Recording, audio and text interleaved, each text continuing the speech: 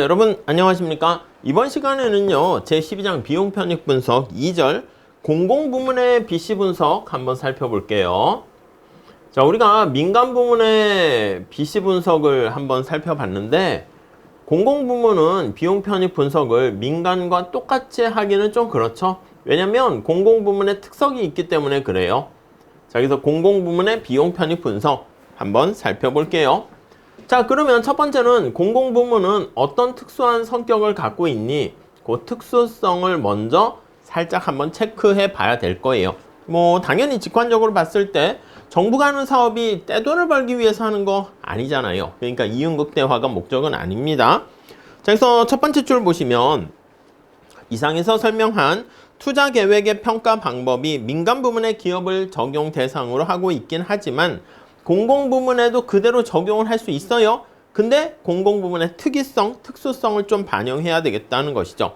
그래서 어떤 특수성이 있는가 먼저 한번 살펴보면은, 자, 첫째, 민간 부문의 기업은 이윤만을 유일한 관심의 목표로 삼고 있는데 이윤을 목표로 하는 게 아닙니다. 여기선 목표가 뭐야? 목표가 좀 여러 가지야. 그래서 우리가 복합적인 목표를 갖게 된다. 이렇게 얘기를 합니다. 오케이? 자, 복합적 목표가 뭔데? 그걸 한번 볼 거예요. 특히 한 경제 안에 외부 효과가 광범위하게 존재한다거나 완전 경쟁이 이루어지지 않을 때, 혹은 소득 재분배, 소득 분배 문제가 있을 때 수익성을 뛰어넘는 약간 공포괄적인 시각에서 우리가 봐야 한다. 이렇게 나와 있습니다. 그래서 외부성이 있거나 특히 또 소득 분배 측면에서, 그러니까 완전한 시장이 그대로 적용되는 건 아니라는 것이죠. 그리고 완전 경쟁 시장이 아닌 그러한 특성을 가지고 있습니다. 오케이? 네, 요 정도 보시고 둘째로 볼게요. 다음 페이지. 기업의 경우에는 비용과 편익을 평가할 때 시장 가격을 그대로 사용을 하면 됩니다. 시장 가격이 그대로 보이지 않는 신호 역할을 하니까 이걸 그대로 쓰면 되는데 여기선 그대로 사용할 수가 없어요. 그래서 공공부문의 경우에는 시장 가격의 사용이 바람직하지 않은 상황이 발생할 수 있어요. 그래서 여기 외부성, 소득분배 등등등, 그렇기 때문에 공공사업과 관련한 어떤 투입 요소나 산출물 중에서 그것을 대상으로 하는 시장이 아예 존재하지 않을 수 없고, 시장이 없는 경우 있을 수 있고요. 시장이 없으면 거기서 가격이 형성될 수가 없겠죠. 자, 설사 존재하더라도 이 가격이 진정한 기회비용을 반영하지 못할 수 있습니다. 그래서 진정한 기회비용을 반영하지 못할 수도 있다. 오케이? 그러니까 뭔가 기존의 시장 가격이 없으면 또 다른 대안을 마련해야 되고, 가격이 있는데 기회비용을 반영하지 못하면 약간 조정을 해야 된다. 이렇게 보시면 되겠어요. 자, 그래서 우리 먼저 첫 번째 복합적 목표에 대해서 한번 살펴볼게요. 두 번째로는요, 공공사업의 여러 가지 목표, 이렇게 해놨습니다. 여러 가지 목표. 네, 이렇게 한번 살펴보도록 하시죠. 자, 우선 첫 번째, 공공사업을 수행하려 할 때 다양한 목표에 염두에 두어야 되는데 어떤 목표가 있나 한번 체크해 볼게요. 첫 번째, 총소비 증대를 통한 후생 증진. 우선은 후생을 증진시켜야 되는데 후생은 궁극적으로 우리 경제학에선 소비를 통해서 나오잖아요. 그래서 총소비 증대를 통한 증대로 후생 증가, 후생 증진. 네, 요거 하나 첫 번째 목표로 볼 수가 있겠고요. 두 번째는 소득 재분배. 공공성이니까 공평성과 관련한 소득 재분배. 이것도 하나의 판단 기준이 될 수 있다는 것이죠. 세 번째, 자, 산업 발전의 기반 제공. 그렇죠. 이것도 그냥 내용 자체로 알 수 있을 거예요. 국가 경제 전체에 AI 산업 이런 거에 대한 기반을 제공하는 거야. 그래서 이러한 인프라가 생기게 되면은 그걸 기반으로 해서 경제가 또 성장할 수 있겠죠. 그 다음 고용 수준의 최고. 고용 측면에서 수준 최고. 네, 요걸 또 생각해 볼 수 있고요. 다섯 번째로 경제 자립도의 최고. 약간 추상적인 측면도 있고요. 이 모든 것들이 약간 연결돼 있습니다. 제고한다는 건 높인다 생각하시면 되겠고, 가치 욕구의 충족. 가치 욕구의 충족. 이렇게 교수님께서는 정리를 해놨으니까 이렇게 보시면 되겠습니다. 이걸 중심으로 살짝 조금 더 내용을 볼게요. 자, 바로 밑에 보시면 이들 각 목표가 이루어짐으로써 나올 수 있는 편익은 다양한 성격을 가지고 있어서 이를 체계화해서 이해해야 할 필요성이 있습니다. 공공사업의 효율적인 수행을 위해서 무엇보다 먼저 이의 수행을 통해서 기대할 수 있는 편익의 정확한 속성을 파악하는 게 굉장히 중요하고요. 그래서 다음과 같은 기준에 의해서 공공사업의 편익을 구분해 볼 겁니다. 여기 보시면 다양한 이로운 편익과 그에 따른 비용도 고려해야 되는데 이게 약간 다 편익 아니겠습니까? 그래서 편익을 고려할 때, 자, 거기 한번 볼게요. 우리 외부성에서도 했었는데 이게 실질적인 편익과 금전적인 편익 이렇게 나눌 수가 있어요. 근데 실질적인 편익은 레알이니까 진짜 편익을 나타내요. 그래서 실질적인 수의 혜택 이렇게 보시면 되겠고요. 얘는 당연히 반영을 해야지. 오케이. 근데 맨 마지막 째줄을 보시면 복지 증진에 기여하는 거와 금전적인 편익이다 라고 하면, 여러분 금전적이라는 것은 말 그대로 상대 가격의 변화로 인한 어떤 편익, 그걸 나타냅니다. 그래서 공공사업을 하게 되면 다음 페이지 가보시면, 자, 상대 가격이 변화합니다. 그래서 상대 가격이 변화해요. 이게 이제 외부성도 똑같았습니다. 그래서 이 금전적인 편익, 금전적인 외부성, 이거는 우리가 진짜 외부성에 반영하지 않게 되죠.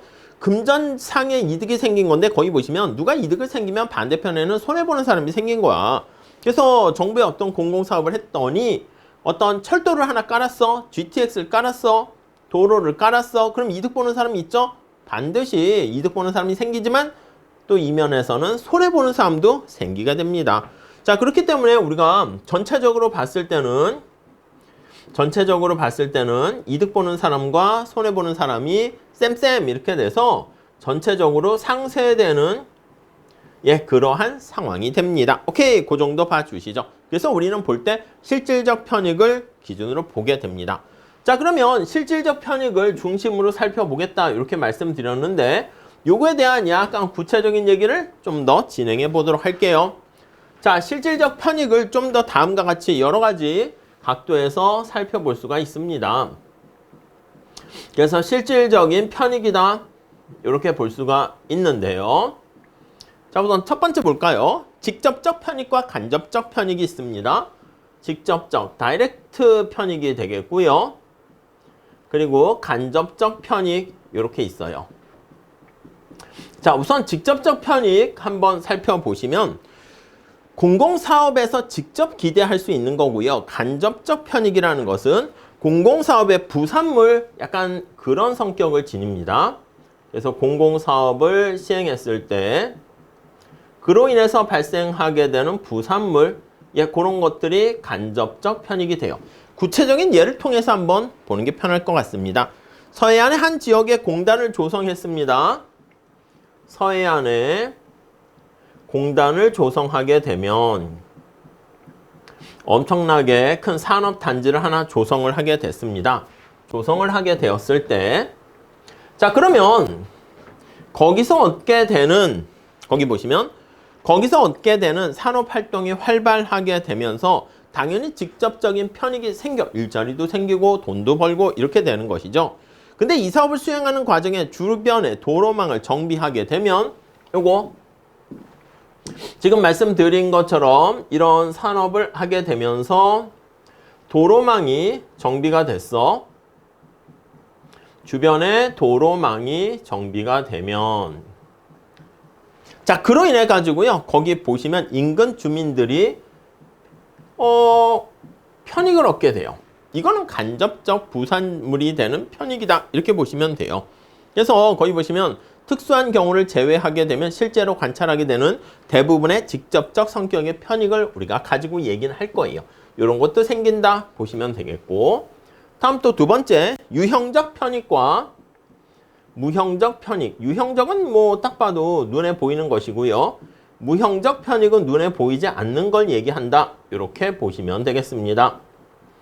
자, 그래서 거기 보시면 문자 그대로 눈에 보이냐, 보이지 않느냐. 우주 개발을 했더니 국가의 위신이 올라갔다. 아니면 한 지역의 생태계를 잘 보존해서 국민들의 자부심을 가질 수 있게 된다. 눈으로 볼 수 없죠. 그래서 우주 개발 아니면 생태계 보존, 이걸로 인해 가지고 아름다운 강산을 만약에 뭐 세계에 알린다 이렇게 되면 그에 따른 거기 보시면 국가의 위신, 자부심 이런 거요. 국가의 위신 눈에 보이는 건 아니죠. 그리고 국민들의 자부심, 네, 자부심 이런 것들은 약간 눈에 보이지 않는 편익이다. 이렇게 보시면 되겠습니다. 자, 그 다음에 대부분의 편익, 관계사업을 통해서 농산물의 생산량이 증가하거나 도로 신설로 인해 가지고 교통이 편리해져서 뭔가 약간 어떤 이동하는 데 시간이 단축되거나 이런 것들은 유형적 편익이다 보시면 되겠고요. 자, 그 다음에 최종적 편익과 중간적 편익 이렇게 있습니다.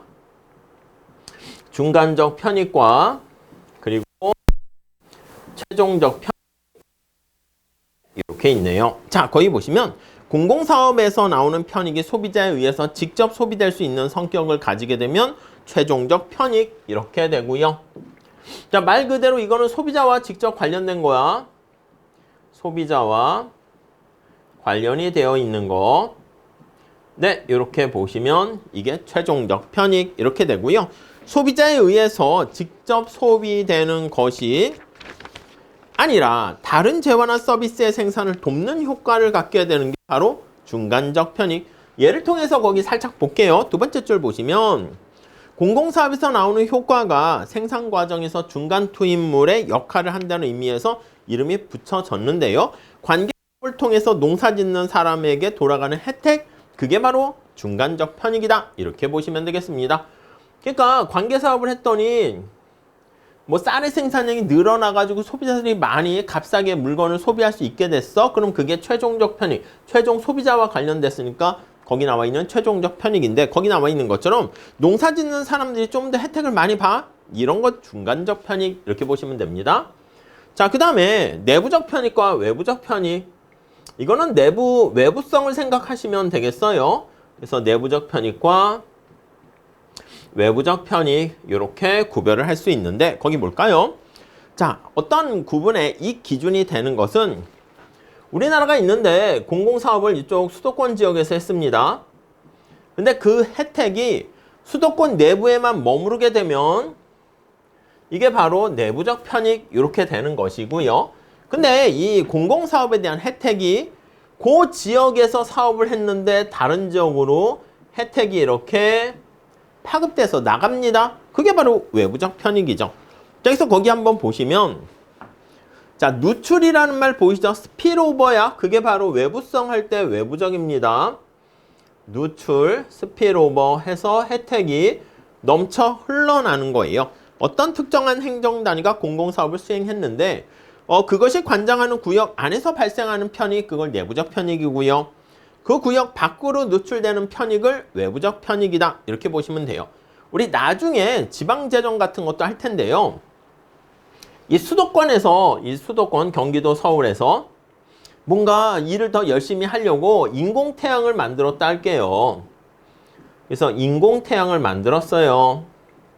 근데 인공태양의 비용을 수도권에 있는 경기도 서울에 있는 사람들이 돈을 냈는데 그 빚이 이렇게 수도권에만 비치게 되면 아니 돈을 낸 사람이 혜택을 보는 거잖아. 그렇기 때문에 그것은 뭐 그 안에 다 내부적으로 소진되는 비용이 소진되는 혜택과 비용이 일치하는 그런 상황인데 인공태양에 약간 뭔가 조리개가 잘못돼 가지고 인근 지역에 나쁜 게 아니죠. 이런 식으로 해서 편익의 혜택이 넘쳐 흘러요. 익스터널리티 같은 거야. 그렇게 되면 그걸 바로 외부적 편익이다. 이렇게 보시면 돼요. 그래서 우리 외부성 생각하시면 되겠지. 그 외부적인 편익을 그 안으로 이제 야 너도 비용 내 해가지고 비용 부담시켜서 내부화 시킨다. 그러면 그건 내부적 편익으로 바꾼다. 이렇게 볼 수 있을 거예요. 네, 그 정도 정리하시면 되겠습니다. 자, 그래서 이번 시간에는요. 2절 공공사업과 관련해서요.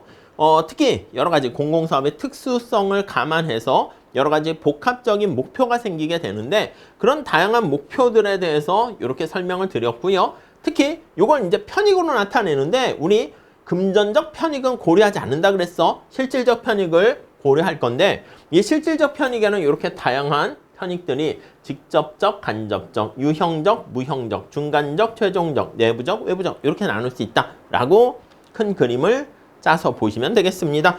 자, 이렇게 하시고 편익과 비용의 약간 평가 기준이라 할까? 어떻게 구체적으로 측정해서 화폐 가치로 나타낼까? 이거에 대해서 다음 시간에 살펴보도록 할게요. 감사합니다.